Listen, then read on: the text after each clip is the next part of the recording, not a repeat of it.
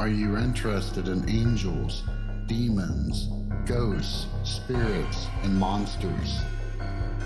Are you curious about their origins, influence, and how to protect against the unknown? If so, then welcome to Southern Demonology, the podcast that explores all of this and more. Welcome all. This is JJ with Southern Demonology, of course. And with me is the ever fabulous Chris from the Wandering Road podcast. And we wanted to go back to school one more time because we figured that it would be very much worth a follow-up in our demonology series. Maybe have a 102 class, because we've discussed what a demon is. However, we haven't really covered what isn't demonic. And that is an equally valid thing, especially considering the amount of information, misinformation that is flowing around on the interwebs these days. Mr. Chris, how you doing today? Emphasize on fabulous. I didn't say fabulous. No, I'm doing great, JJ. Again, thanks for having me on today for this episode. We were kind of talking back and forth before the show started. You know, what would be a good topic to cover today? And like you said, you know, we've talked a lot about, we started with demonic possession. Recently, you had, I believe it was the free will episode. We had the 201 episode. So, you know, we thought it would be a good idea to take a step back, because I know, you know, when you do these episodes and you view them and we do them from our Christian perspective, I think it's important as academics to take a little step back and view things in a different manner and getting an understanding of what isn't demonic, because you and I, we share a lot of content back and forth on our TikTok inboxes. Mm-hmm. And we come across some of the most absurd claims of people labeling everything demonic. I don't know, for clout or for the sake of convenience or for whatever. Monetization. Monetization. Yeah, that's more than likely the reason. But I think it's important to have this type of discussion. Oh, I'm in complete agreement with you. So I know that you're the one who actually came up with the topic, and I'm glad that you did.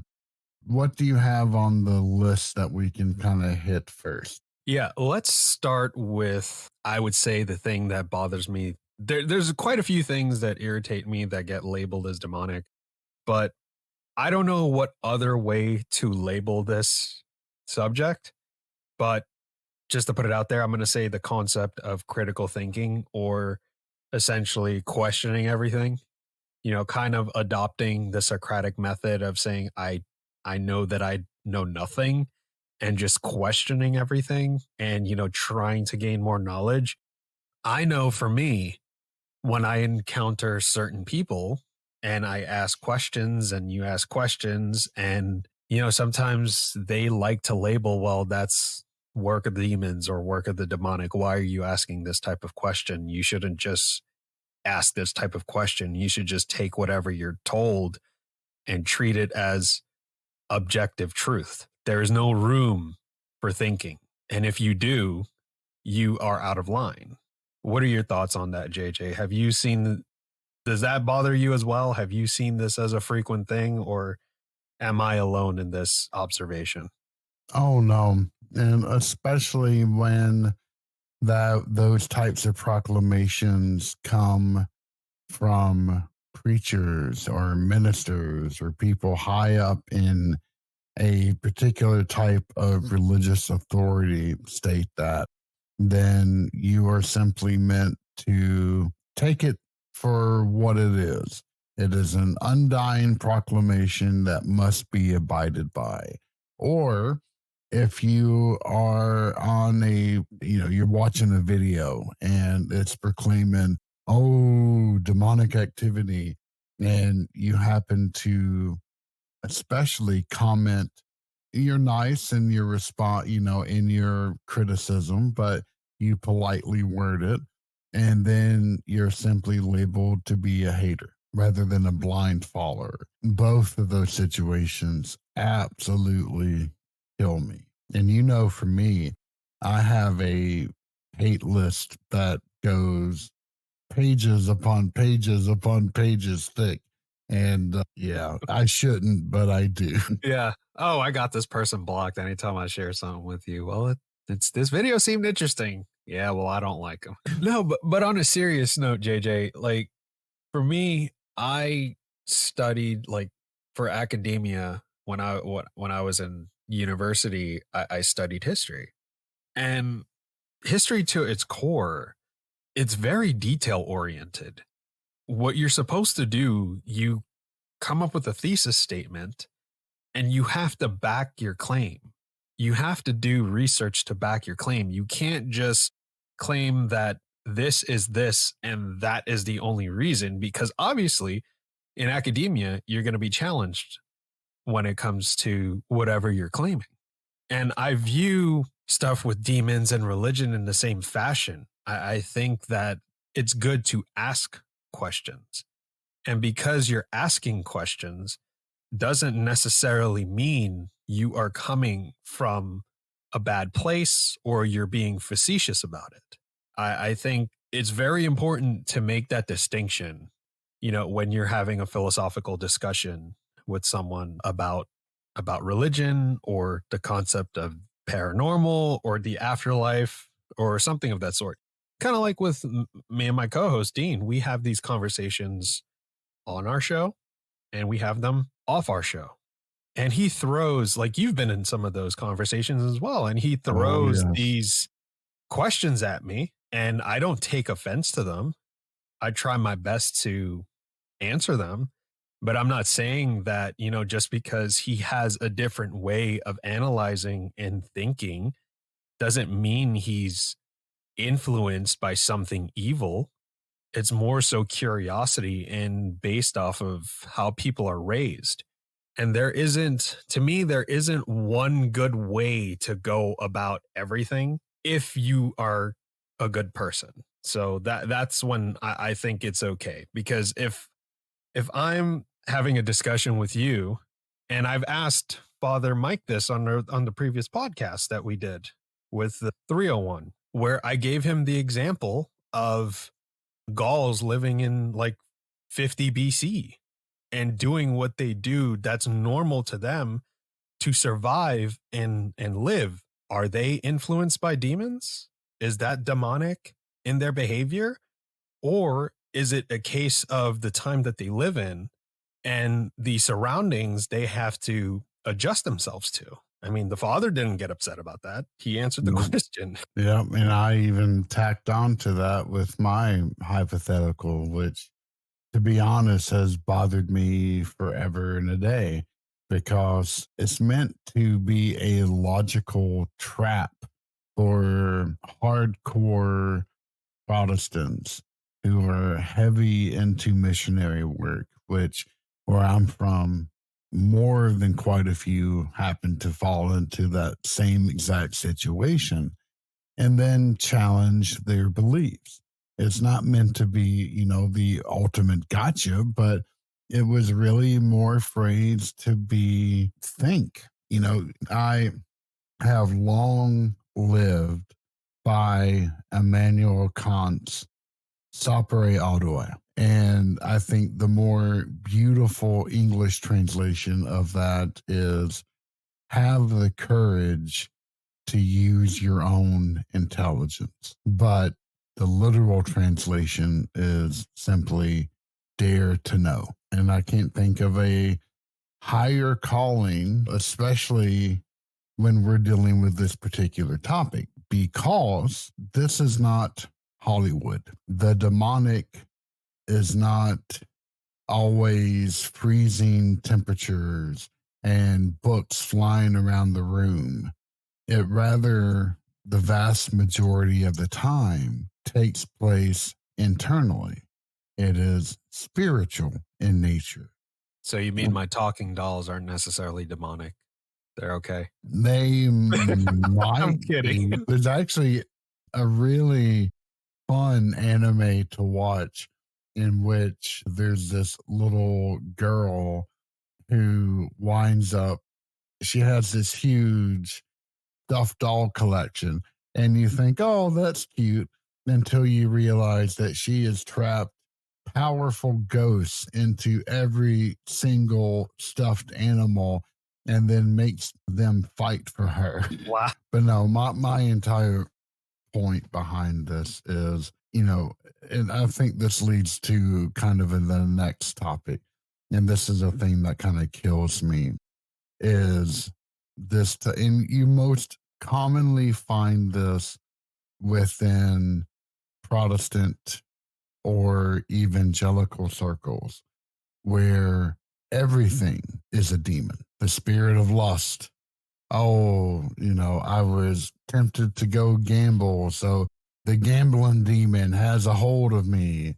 Or the only valid thing I've ever heard is, oh, I need to go smoke. Belphegor has a hold of me. Now that one is true, but all the other ones I don't know about. I'm sorry. Yeah, the Belfelgor one is true. I yell about you. I yell at you about that all the time. He's got to let you Yeah, go. no. We're gonna cast him out. Oh no, I hold on to him as much as he holds on to me. So it's a good partnership. But you find this so often in a lot of churches where, I know Father Mike has talked about this as well, where, even if you put some money in a Coke machine and it takes it, it's a demon that was responsible for doing that. And all of these things are patently ridiculous. You can use Occam's razor if you want to go back to the very first point that we just brought up, but you don't even have to go that far. When everything is a demon, then not only are you never safe, but you also minimize. It's essentially the boy who cries wolf. If everything becomes a wolf, well, then God help you if you ever encounter the true thing. You know what I'm saying?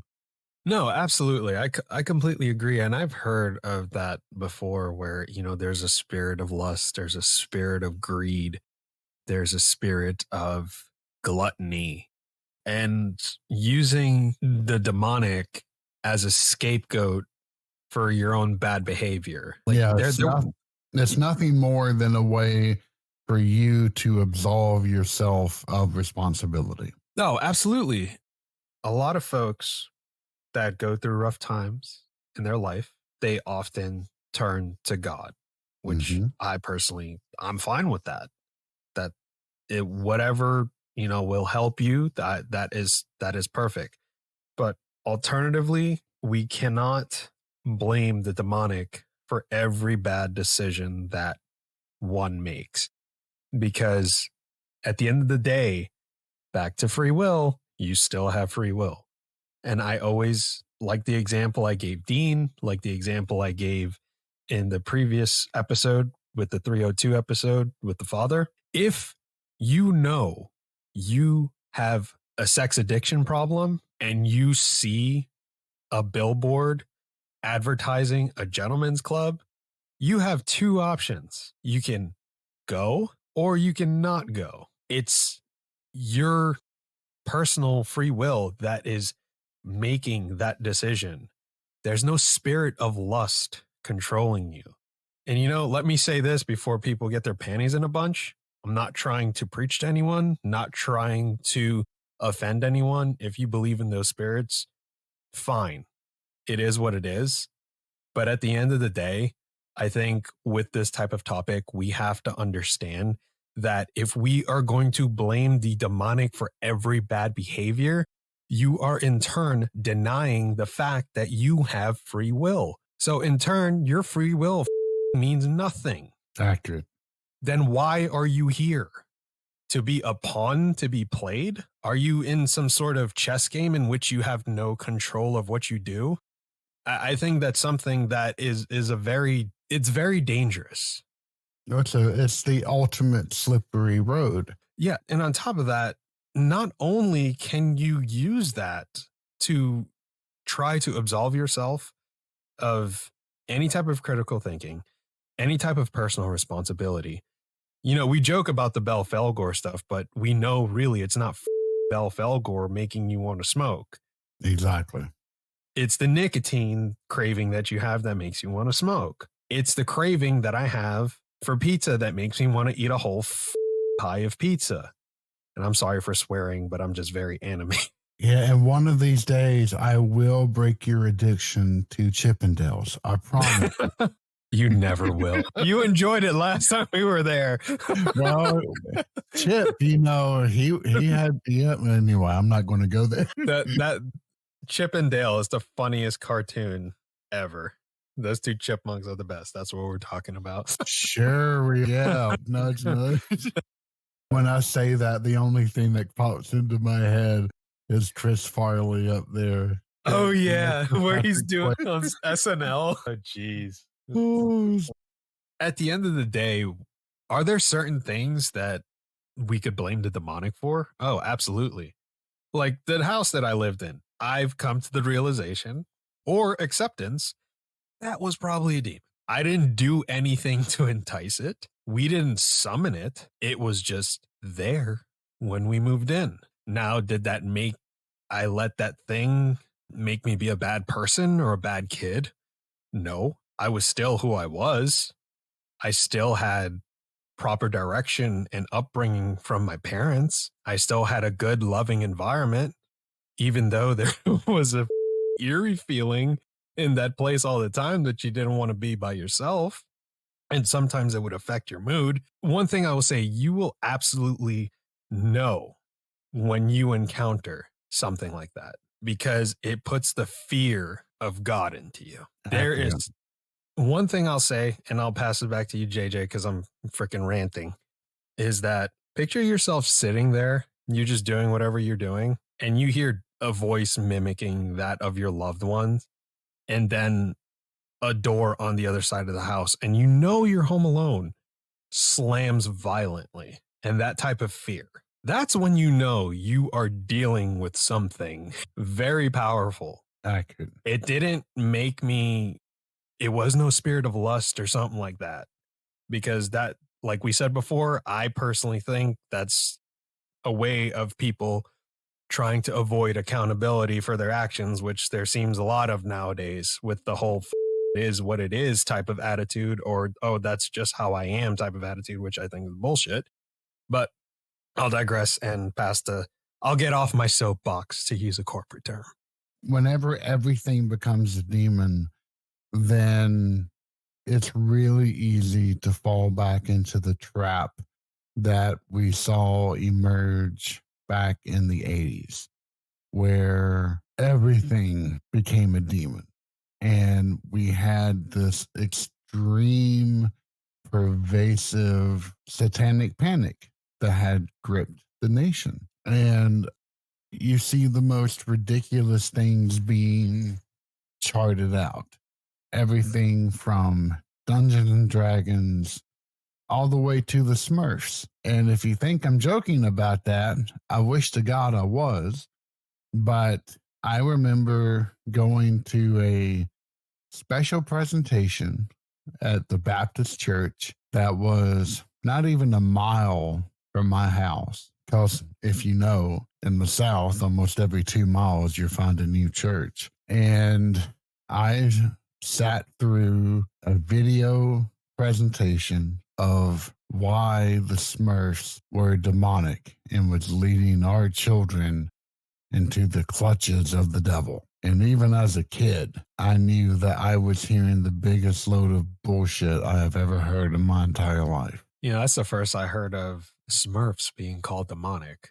I personally didn't care for the Smurfs when I was younger. I was never a fan. I was more of a Looney Tunes type of kid with Bugs Bunny. But yes, I have heard of D&D being called demonic. Oh, And again, in fact, I mean, I'll give you a case in point on that one.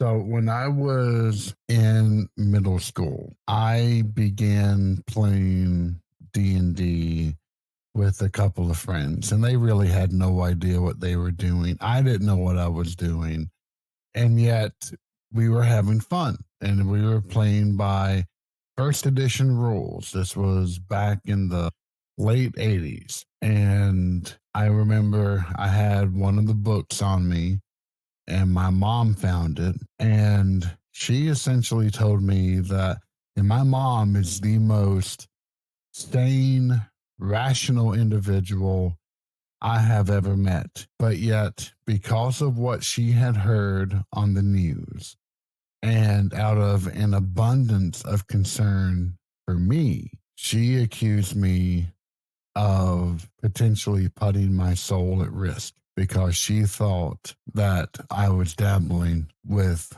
very dark stuff. And that broke my heart. And I knew that a lot of this came forth from a place of trauma because my father dealt with the darker side of magic when he was a younger man, and it caused a lot of problems. I'll just put it that way. And she did not want to see me go down that same road. So I understood where she was coming from. See, But JJ, if I may, that is a rational like line of thinking. Like, it is, but it was a complete overreaction as well.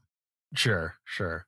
Like it came from a good place, don't get me wrong, but yet the reaction to it was entirely too much. And I am not criticizing my mom. I mean, this was not a particularly good call, but I had one of the most wonderful childhoods a person could ever have. So I'm not bad mouthing her whatsoever. My mom continues to be my best friend to this day. So anyway, I'm getting off topic. I'm sorry. No, I don't think you are. I think it's relevant because I think it follows the same mold, but this time with your mom, it's built off of a previous experience in which she had with your father and him dabbling with the dark side of things. And again, the environment, the influence of the environment, whatever she saw in the news or whatever she was told by colleagues that were potentially more religious than her, saying like, "Oh, there's this new thing out, it's influenced by the satanic church or whatever." Because what year did D&D come out? Like it was like mid 80s or something of that sort. Much earlier. Much earlier. The first edition, early 70s, and it was actually based upon an older war simulation game called Chainmail. Okay. But again, what was happening at that time? The Church of Satan was what, a decade old? Formed by Anton LaVey in the Two 70s? decades. I think it started in either 66 or 67, I think.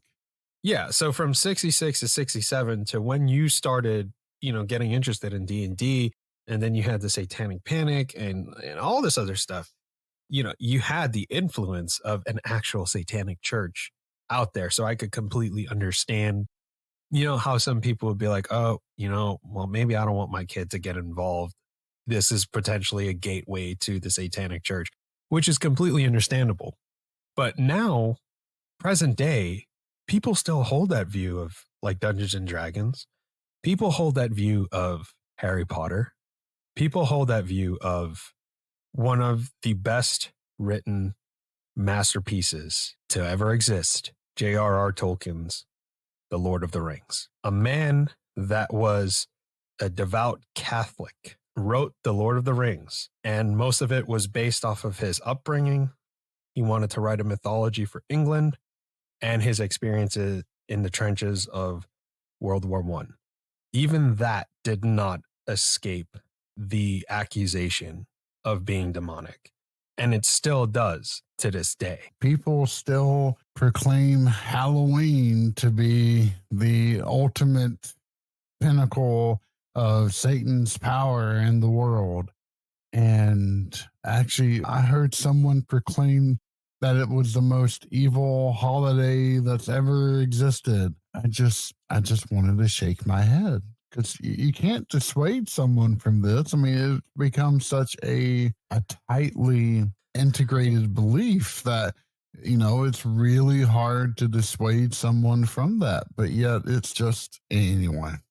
Look, I'll put it this way. Most of the holidays that people celebrate were incorporated by the church because they were previous holidays. And if they got rid of them, you'd piss off a lot of people.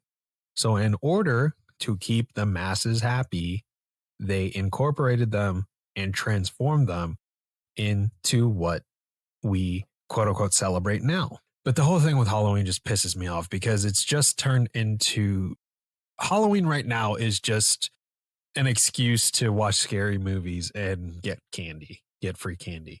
And that's how I view it. That's personally how I view it. There's no, you're not going to get druids going around, making sacrifices to Arduina in the forest. Maybe one or two, those people still are around, which they label them as pagans in a blanket statement, which, there's more to it than that. You're not going to have people out there celebrating, what is it? How do you pronounce it properly, JJ? Samhain? Samhain. Yep. Samhain. Yeah, that's not a thing anymore.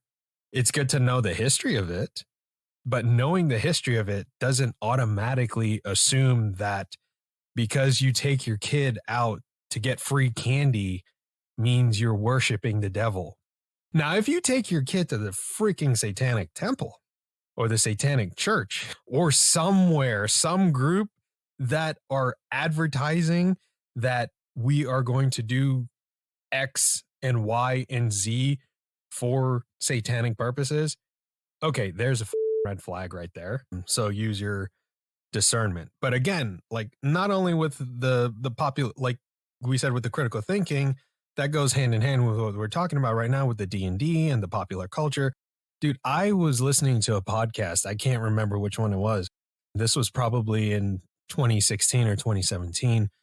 And on the podcast, it had someone claiming that all the spells on Harry Potter were real and that they used it and that it was of the demonic. Harry Potter is the wizarding equivalent of Star Wars. That's what it is, with its own twist. What really frustrates me with this topic is that I told you before I'm working on my own historical fiction. There's some fantastical elements to it. Just because I have the creativity to create this world in my mind and transcribe it in great detail on paper and include these fantastical elements to it doesn't mean that it was influenced by the demonic. Exactly.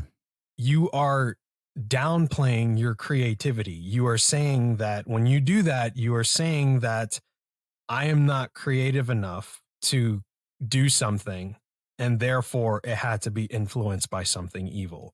Just because it looks a little quirky or it takes place in some fantastical world. And the shit that Lord of the Rings gets is because it includes magic. Like, who gives a shit? It doesn't matter. If they're doing magic to summon like Belfelgor, then I get it.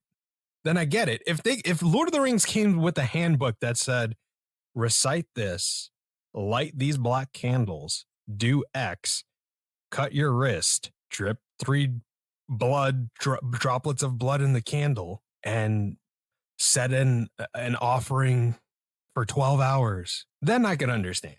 Be like, okay, what the hell is going on here? But again, it's people just taking these ideas and just running with it for the sake of running with it, because you'd be surprised how many people take these ideas and for 1 second, they do not challenge them. They'll be like, well, where did you hear this from? No, they just take it as gospel and then they just run off with it and incorporate it into everything.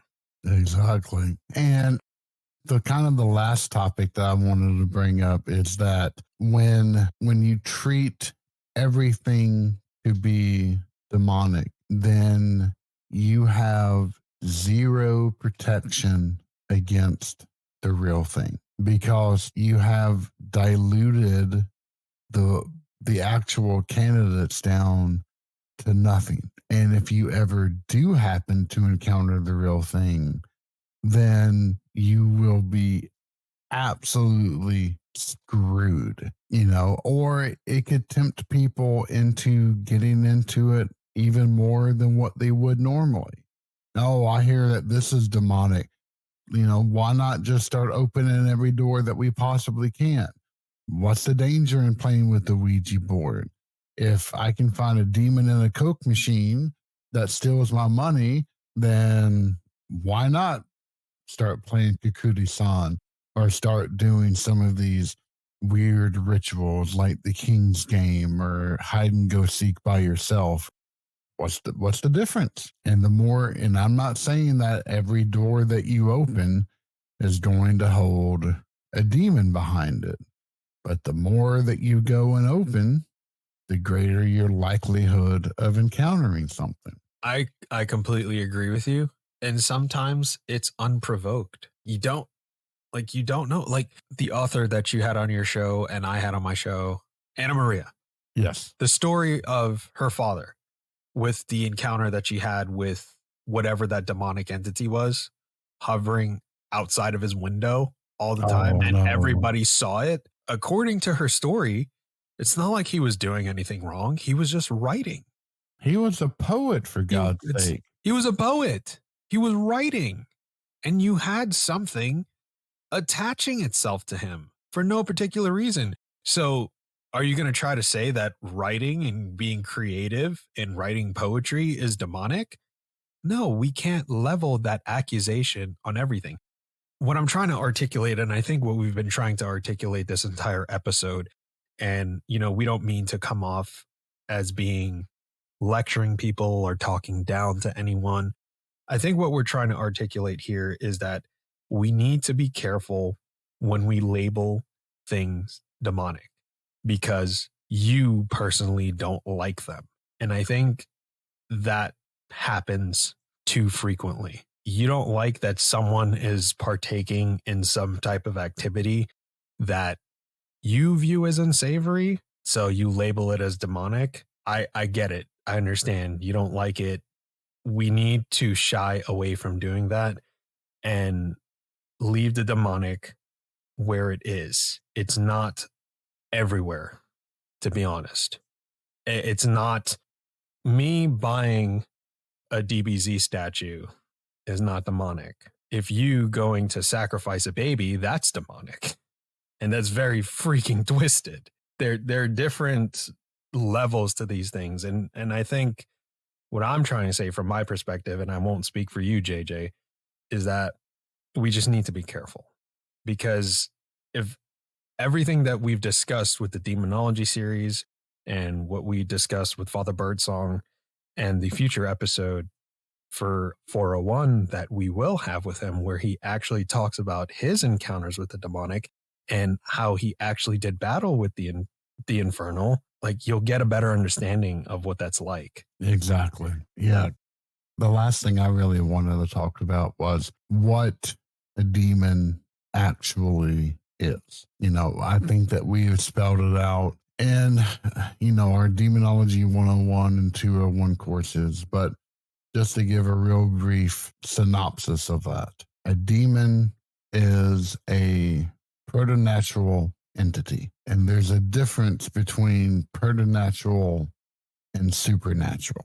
Preternatural simply means that it is something that is locked to either a place or a time. It is more limited, but it does not mean that it is not powerful. A preternatural entity is something that has never been human, ever. It is an entirely separate thing.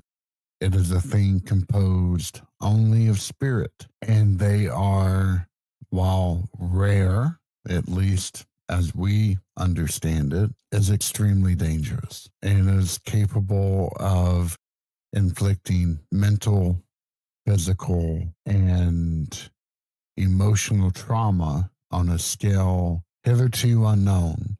But can also invade someone's will, minimize it, and take it over. And that is the true danger.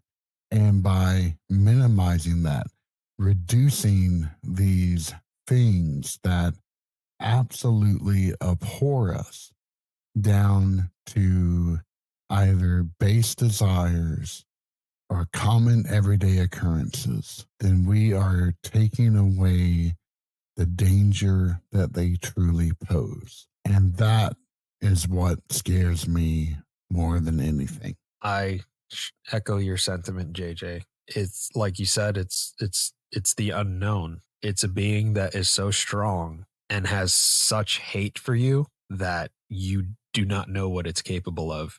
The only thing that we know that it's capable of are based off of the exorcism cases that we get from the church fathers and other religions like Abrahamic religions and other religions across the world that do have rituals to cast out evil spirits. In personal stories. I Yep. think that your personal story is a a key thing. Or stories that have been handed down in my family of them encountering the demonic. These things are fantastic signposts. We have to keep our eye on the prize because if we don't, then we open ourselves to some horrible, horrible things. And yeah, as Chris said, we're not trying to lecture, we're not trying to preach. I just want to put everything into context so that, hopefully we can stay safe out there. No, I completely agree. And you know that one saying, like the greatest, I might butcher this, was having humanity believe that the devil doesn't exist or something like that. Yep. That type of thing. I think labeling everything as demonic that you don't like or that makes you uncomfortable, I think that follows into the same mold It does. because if you label everything demonic when there are certain things that are demonic, people are not going to believe you. They're going to call you crazy. They're going to be like, well, that's not real. And therefore, feeds into the concept that the greatest trick the devil played on humanity was tricking us into believing that he doesn't exist. Or that he's everywhere. Yeah. And therefore, it's a perfect cover either way. Yeah, no, I completely agree. Any final thoughts before we close out here? Yeah, I do. One last thing. One of my pet peeves is people that call aliens demonic. Aliens are not demons. Just because there's a possibility of other intelligent life out in our vast universe does not make them demons. It is very self-centered and ignorant for us as humans to believe that we are the sole intelligent creation of God. Because if God is all knowing, omnipotent, everything, all knowing, all loving, creates everything, created the universe, created us, limiting God, how can you limit God from creating other intelligent beings? Accurate. And that was the last thing I wanted to get out there. Very worthy to hear. Thank you very much. I completely agree with you. All righty, Mr. Chris, how can people find you? So you can find the Wandering Road podcast on every podcast platform, Apple, Spotify, wherever you listen to your podcast, we should be on there. We are on social media. We are on Twitter, which I will never call it X, at TW Road Podcast. We are on Instagram at TW Road Podcast. We are on TikTok as well at TWR Podcast. If you want to be a guest on the show, or if you want to share your paranormal experiences or have any questions for us or call us stupid, you can reach us at our email address of twroadpodcast@gmail.com. And if you search for us on Facebook, you search the Wandering Road Podcast, we should show up on there. But we love interfacing with the community, and we encourage people to get a hold of us because one, we'll never judge you. Two, Dean and I are very open-minded, and we love having analytical discussions with all of our guests. And I can honestly say this. I don't listen to many other podcasts, mainly because of the fact that I'm busy. I have, a day job that requires a good bit of overwork. I've got a ton of other projects in the mix. And yet I always listen to The Wandering Road whenever they release every Friday. They are such earnest and honest recordings that I can't imagine the podcasting world without them now. And Chris has become one of my best friends, and I'm not saying this just because I like the guy, even though I'll never claim that otherwise. But it's because they really do amazing work. So give them a listen if you haven't already. Yep. And upcoming episodes that we got some Goatman stuff. We're delving back into the cryptids. We got Goatman. We just released an episode about haunted Hawaii. And we have an episode on the Bell Witch coming up as well. So if you enjoy those type of topics, please do give us a listen. We appreciate it. I grew up just 30 minutes away from Adams, Tennessee, right? I was not aware, and we probably should have included you for that episode. Yeah, because I've been there a few times and actually have crawled back into the cave. Did anything grab your leg? No. In fact, the cave was decorated with Christmas lights and chicken wire. So, oh, that's funny. I'm sure the Bell Witch appreciated that. Yeah, I think at least I did have the book that I had bought from their gift shop when I was when I was an early preteen. Anyway, and then I also lived like 40 minutes from a town that had its own version of a goat man. Yeah, called the White Bluff Whaler. Wow. Okay. It's another topic I got to look into. And then, of course, there's an Alabama version of kind of like that called the White Fang. And yes, that is with an A, believe it or not, and Fang. Anyway, we're getting off topic. Thank you all for listening so much. We really do appreciate it. And join us again real soon. Thank you for listening to Southern Demonology. Find us online at southerndemonology.com, which offers links to all of our social media and episodes. Southern Demonology is solely owned, produced, and edited by myself, and the intro and outro music are composed by me as well. If you have a moment, please rate, like, and share this podcast, as it is the best way to help support my work. As always, I am JJ, and it has been a pleasure to speak to you today.